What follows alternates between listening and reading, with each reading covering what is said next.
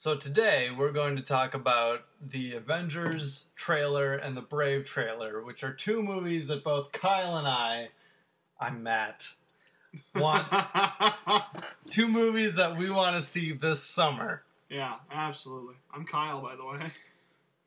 So, yeah. I want to see Brave because it's the next Pixar movie.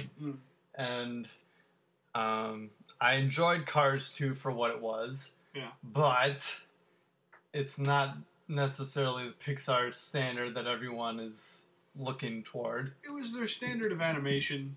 And Yeah. It was their standard of production, but it wasn't their standard of storytelling. Right. And shaping something that matters. That's what everyone wants from a Pixar movie. Yeah. And the Avengers I'm looking forward to solely because I love crossover. Why do you want to see these movies, Kyle? I want to see Brave because A, it's a Pixar film, and I have yet to have seen a Pixar film that I haven't enjoyed. Yeah. Or at least taken something away from, even if that something is only Larry the Cable Guy is fucking hilarious. No, usually I take something from it. And for the Avengers, I've always been like mildly interested in Marvel Comics. I can't say I've ever spent the money to buy any comics and really delve into the characters, but I love superheroes. I love superhero movies, as awful as some of them can be. And I've really enjoyed, like, when they came out with Iron Man, I was like, okay, this is cool. No, this is cool. And then they came out with the Incredible Hulk, and I was like, getting cooler. And I didn't draw the lines in the stuff that's after the credits on those films. If you haven't seen it, watch it. And then it was revealed that they're doing an Avengers movie, but they're going to do a film for each hero who's going to be in the Avengers first. And I was just like, yeah, this could be just horrible. Just millions of dollars wasted, which would it would tickle me so much.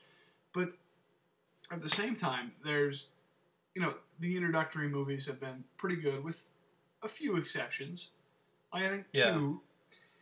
But they've been strong, and they've got a really good director for the Avengers. I'm excited to see what Joss Whedon does with it. So And I love... let's focus on the Avengers for the first 15 minutes or so. Okay. Like I said, I'm a fan of crossover. I think it's really interesting when you have a main character for a whole franchise meet another main character from another franchise. Yeah. And some of the stuff I'm really looking forward to in the Avengers movie is how Tony Stark, he should be called Tony Snark, because he's gonna just think everyone else is ridiculous. And I think that's going to be really entertaining. Yeah, he's the most flamboyant of the characters, and he's going to be all pissy at everyone else for stealing the limelight. And I think he's going to be one of the larger creations, like, source points for a lot of the tension. Well, at least with Captain America, Iron Man, and Thor, like, these are three very... independent men. Yeah, they're three leaders. Yeah. That are very much their own man, that do things their way, and they're gonna have to work together. Yeah. And Bruce Banner is just gonna be like, yeah, look, I'm gonna tweak out at some point here, yeah, and you guys are gonna have to deal with that. You understand that, right? And they're gonna be like, yeah, whatever. You're like, no, you don't get it. Yeah, and that's gonna be an interesting dynamic too. In one of the trailers, there's a short clip of the Hulk sailing through the air to catch Iron Man as he tumbles to the earth after getting hit. He's temporarily, he's dazed, he can't function for a minute, and the Hulk catches him. And I gotta think, how does he do that? How does a person with that kind of power, that kind of rage, that just overtakes him, and he just becomes a walking weapon of mass destruction for a while, how does he aim that? It has to be something to do with what they set up at the end of the Hulk, where he's meditating and he's starting to control it. And There must be some development of that. Yeah. So, the thing I don't like about these movies, though, is that they made the Thor and the Incredible Hulk and Iron Man 2 and Captain America with the fact in mind that they're gonna make the Avengers. Yeah. So instead of making these separate entities as their own storylines, they made it as like origin story for the Avengers. Yeah. And as a result, the individual movies weren't that great. It takes away. There's not a lot of... well, especially after I found out they were going to make the Avengers movie, it took a lot of the tension out of Captain America. Yeah. Because, that whole movie's set in the 40s. Because he's going to make it somehow. Exactly, to the present day. He's gonna show up and be a part of this group now. Yeah. So it took away a lot of the tension. They still did a great job. I feel that is the strongest out of the origin story movies. Yes. In my opinion, Captain America was the strongest.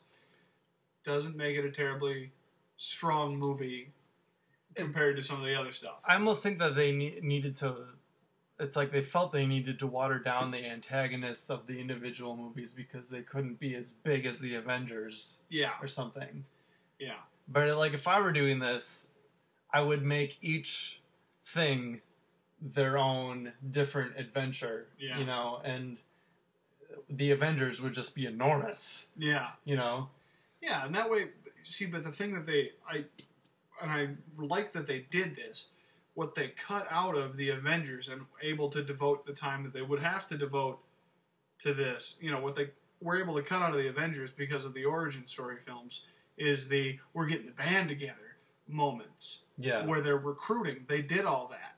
So they can devote more time to the character development and the action. And all of that, I think, is going to be really a lot of fun. Yeah, I'm going to move the microphone for a minute. Okay. So it's a little more splitting the difference. I see. Is it not picking me up? No, it is. Okay, good. I want this to be on the tape anyway. Okay, so one of the things I want to talk about also is for what is the agency that brings them all together? S.H.I.E.L.D. Yeah. There's Samuel L. Jackson, and then there's the white guy that was in the Christy Alley show. No, not Christy Alley. The New Adventures of Old Christine. He was like... He's the husband. He's the ex-husband. Yes. And that's what he is in my mind. No wonder no one respects him in the movie. I don't understand why they made him a S.H.I.E.L.D. agent. Because I like the way he does it, though. He's polite. He's professional. He's not so... I don't see him in a firefight. Ever. I don't see this guy in the action. But I see him...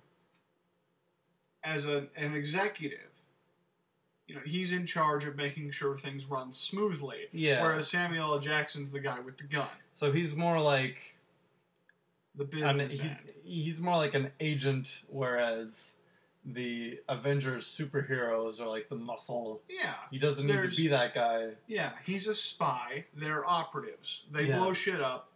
He hides the fact that thing ever existed. He doesn't necessarily kill people and fight people or whatever, but he's more of the Secret Service whatever guy. He's the cloak to their dagger.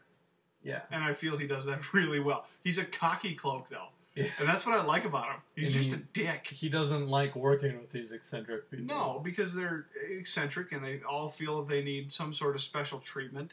Yeah. Thor, no one's really going to believe that he's a god. So when he's like, no, I'm a god, they're going to be like, whatever, fucking narcissist, dick. Tony Stark's not that bad. He's a narcissist, but he doesn't claim to be God. Yeah.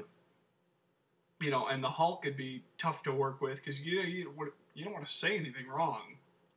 Yeah. To Bruce Banner, he's going to rip your throat out.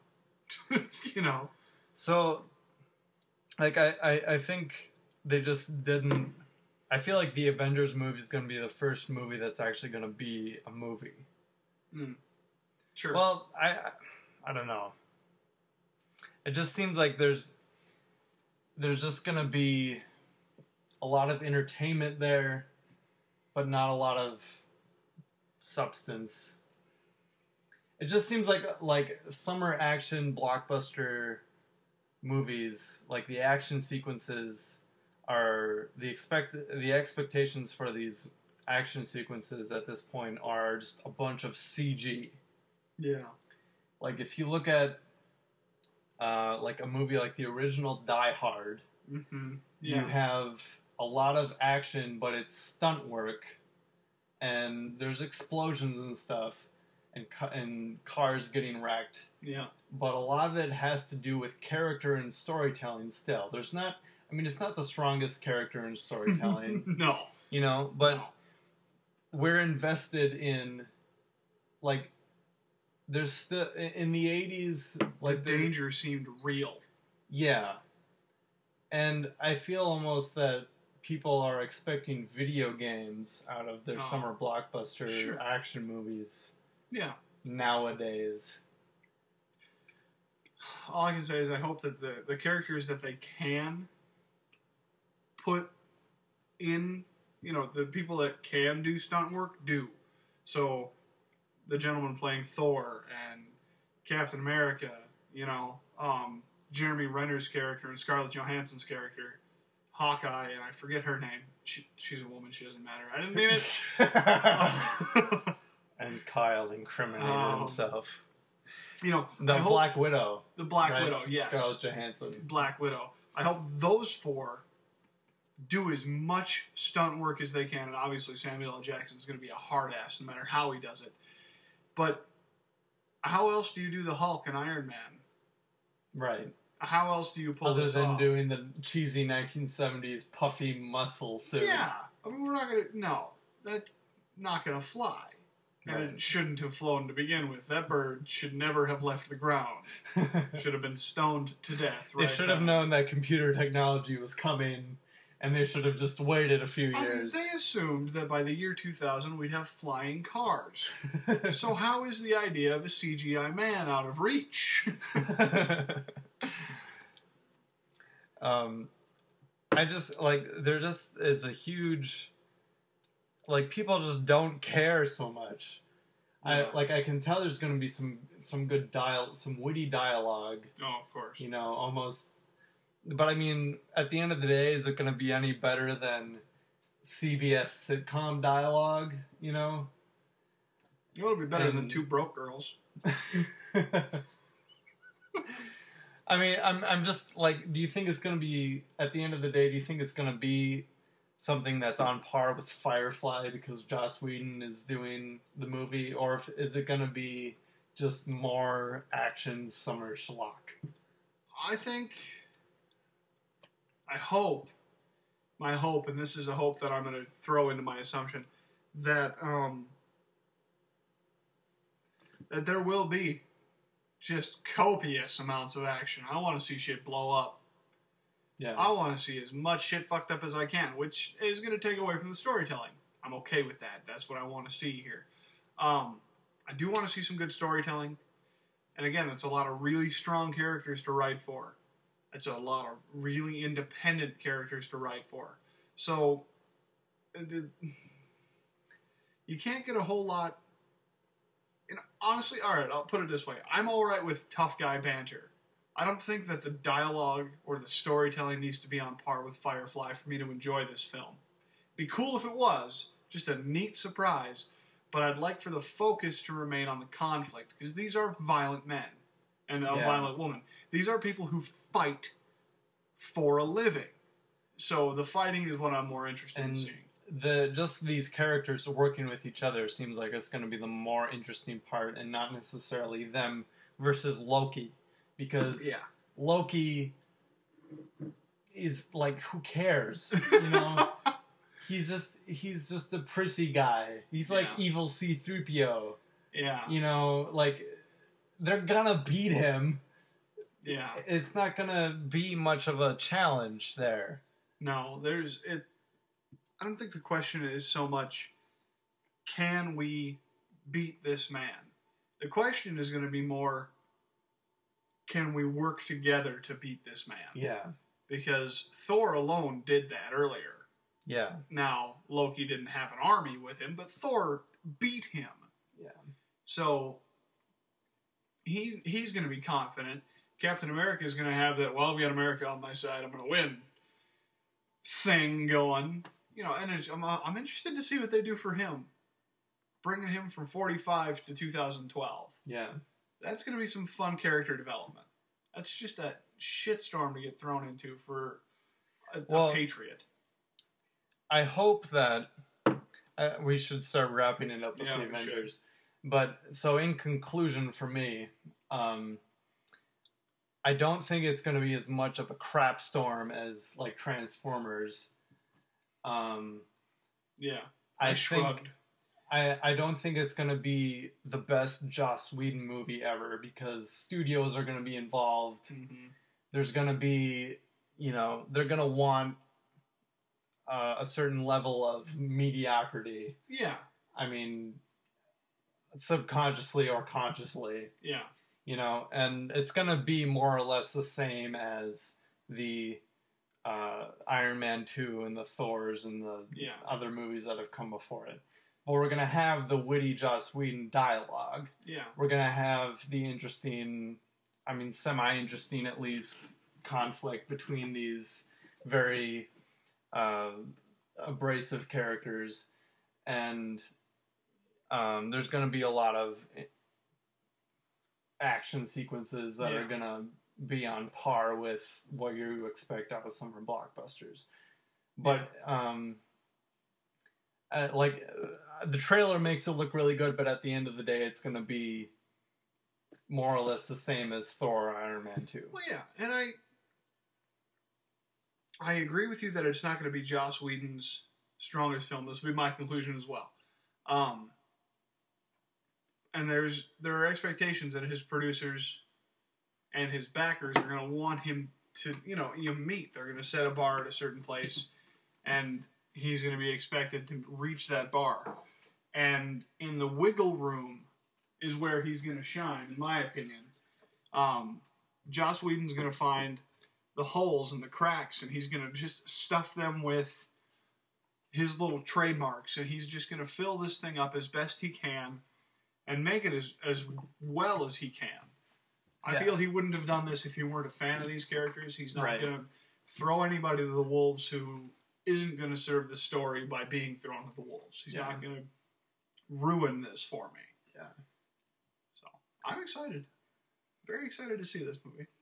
You know, I am too. I'm, as much for what I've said against it, like, I just know that it's not going to be, like, I'm not looking for it to be the King's Speech or whatever. Yeah. Or the Girl with the Dragon Tattoo, but it's going to be entertaining. I just think it could be more entertaining, but that's just me. Well, maybe. So let's move on to Brave. Let's talk about Brave. Girl. Oh, that's sexy. Gotta drink water. My mouth is so dry. Okay. So,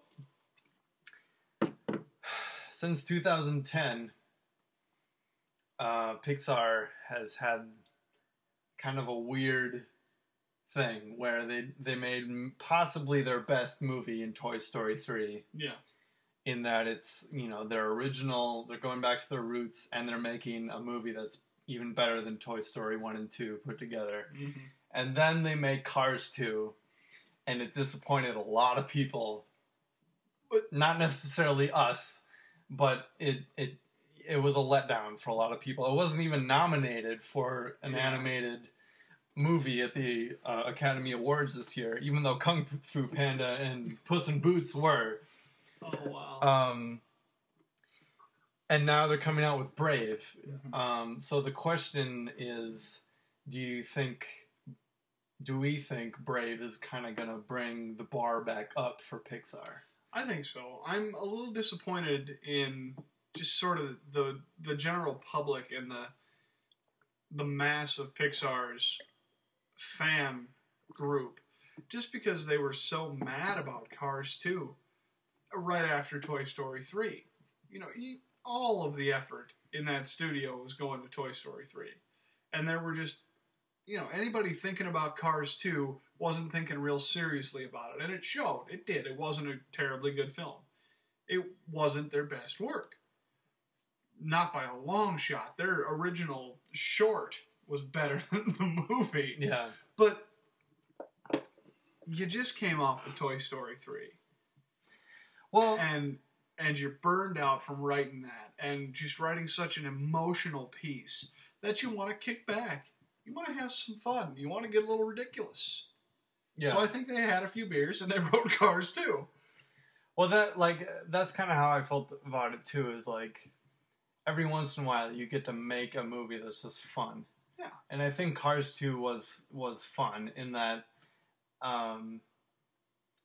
there was a lot of action sequences you don't necessarily have seen before. Yeah. But I think the way that it actually works with Pixar is that there's 2 or 3 or 4 teams that are working at the same time. Oh, okay. Where one team's working on pre-production, one team's animating, one team's working on post-production, and one's releasing the movie. Mm-hmm. So I don't know if the same team was necessarily working on Toy Story 3 as was Cars 2. Okay. I don't think that Cars 2 really needed to happen. No. But when I saw it last summer, I still enjoyed it. Yeah. That was a fun film. I'm not going to say it was great. But If when your target audience is 10, do you have to make The Shawshank Redemption with cars? No. But you've got to blow shit up. The thing is, if DreamWorks made that movie, Yeah. people would like it.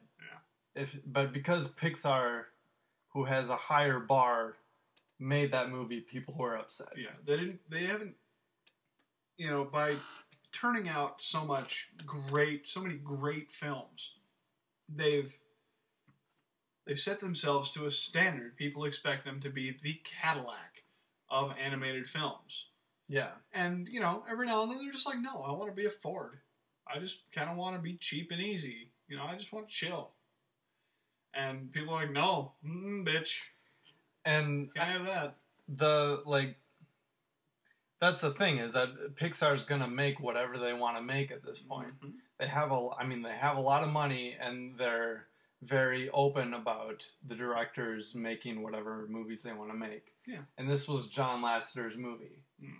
It didn't necessarily start out that way, but it became John Lasseter's movie. And he's going to make whatever movie he wants to make. Yeah.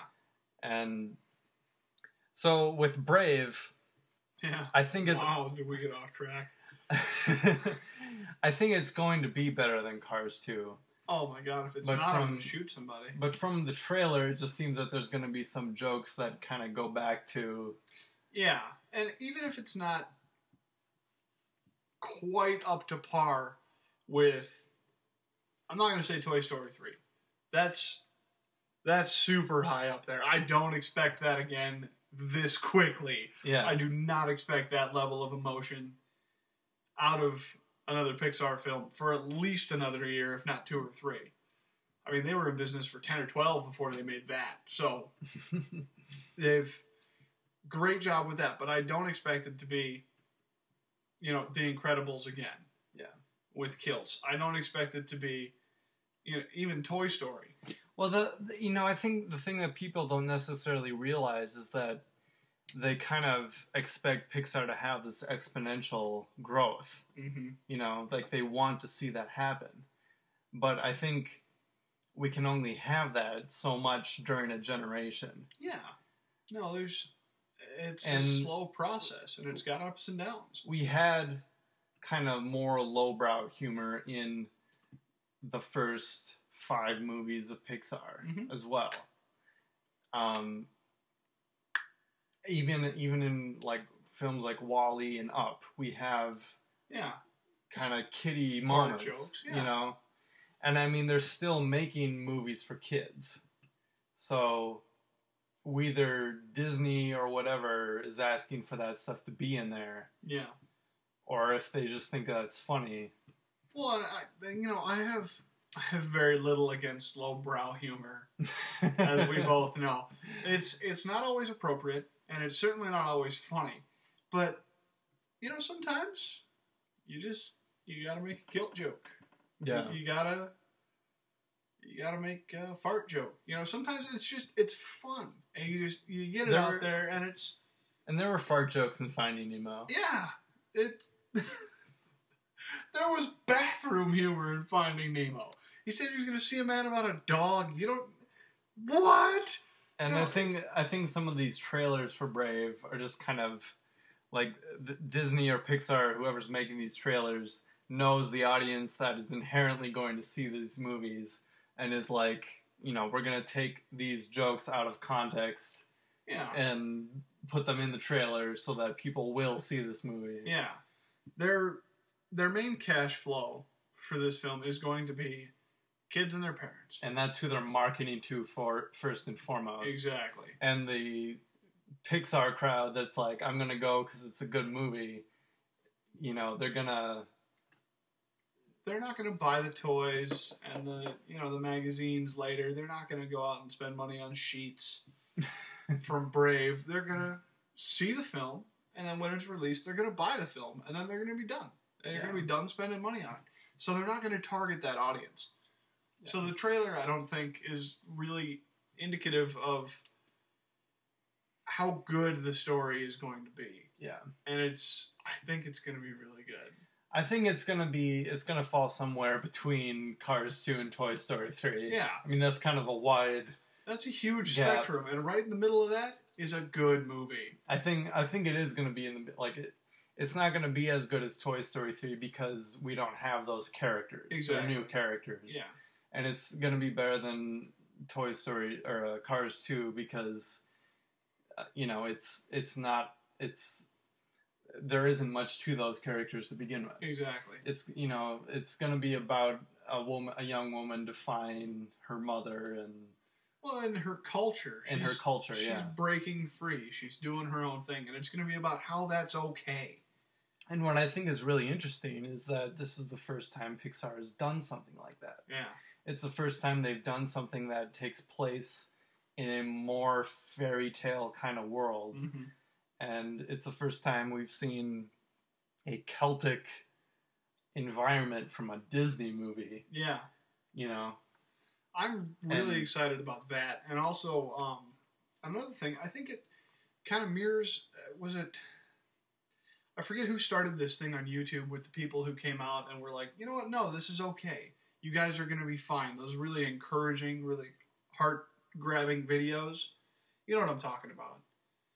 The everything's going to be all right and like celebrities are getting into it now. Yeah, for the teen suicides and stuff. Yeah. This, I feel, sprang from that in a really indirect way. They're like, no, we need to do something that shows that you can be unhappy in a situation and change that situation without running and without ending your life. Yeah. As enticing as those options are, you can change your situation. You can do something about it no matter how scary the consequences are. Exactly. Yes. Yeah. And if that alone is the sole message of this film, I will have learned something. Yeah. And it'll be worth it.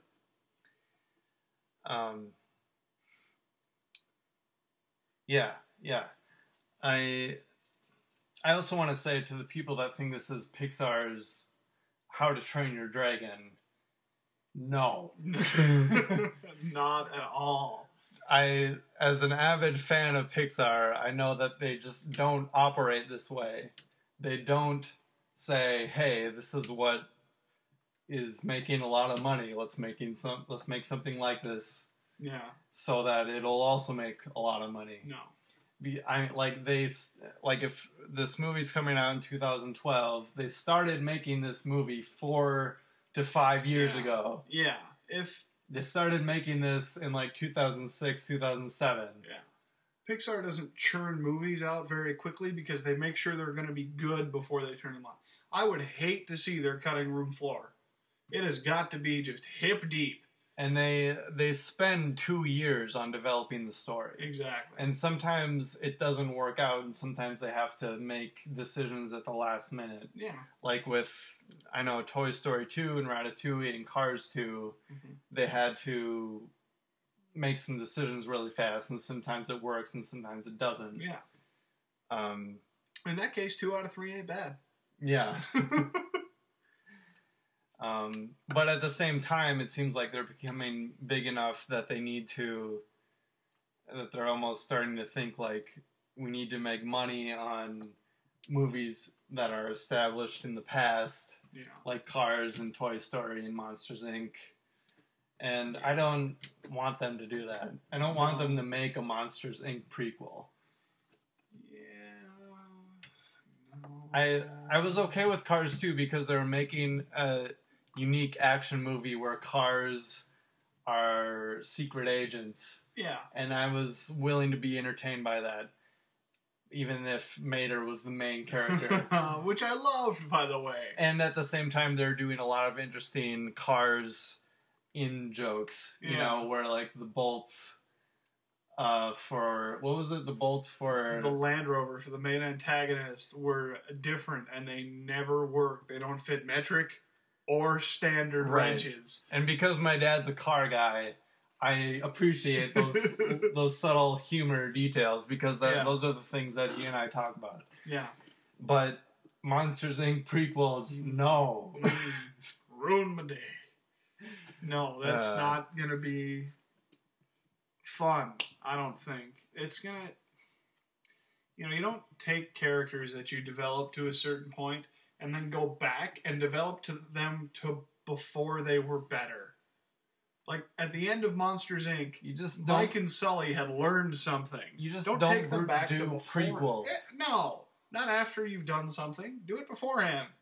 I mean, I think, like, The Hobbit would be the only prequel I can...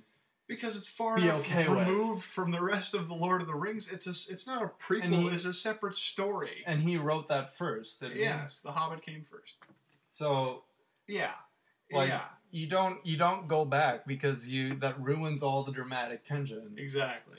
There's some subtle foreshadowing in The Hobbit. And that's it. That's it. The only string it's its own thing. Yeah, there are like 3 strands of storytelling that tie those 2 books together. And they're Gandalf, Bilbo, and the Ring. That's it. The rest of it doesn't carry over at all. Yeah. There's a couple of mentions, and that's it. And that's what they should have done. They should have made Monsters College, whatever they're calling this piece of schlock, and then made Monsters, Inc. Yeah. Not the other way around. They're doing this backwards. And you can't deny that they, like, if Pixar were here as a person defending itself, and we were like, hey, why did you make Cars 2 and Monsters, Inc., the college experience? And Pixar, the person was like, oh, because we felt there were good stories. No. It's because they couldn't say they have conviction. It's because they have marketable characters. You know? Or, and honestly, I'm kind of okay with it if, hear me out, they continue to turn out at least one solid film a year. Yeah. All your other crap I will put up with. That's your money. That's your bank. That's your meal. Yeah. I get it. This stuff matters. So you need to take the money from this and put it in that. Which I think that's what Brave is going to be. Yes. If Cars 2 was the money mass media schlock that had to make the money for them. Yeah. Okay, but Brave, I think, is going to be the film that's going to be a good film. Yeah. And they should do 2 of those a year. The schlock and the awesomeness. Yeah. But I don't want to wait a whole 2 years for the next Wall-E to come out, Yeah. No, I'm excited for Brave. It's got bears in it, which I love. I love bears. I'm a bear guy. I'm kind of upset that the bear in the bow isn't the title, though. I thought that was a cool title. Yeah, it would be a cool title. But I feel Brave probably better encapsulates the story. It just seems more ambiguous in general. That, and it's easier to spell. Yeah. No, but what I like about it is the little that I know about medieval anything. Celticness. Well, not so much Celtic tradition. I don't know a whole lot about that. I do know about the will-o'-the-wisps, which are the little white or the little blue things of smoke that she follows, which is cool. That they threw that in there. And then, just how the bear in the trailer we don't get a good look at. Yeah, he rears up, we see his face, but what do you see really?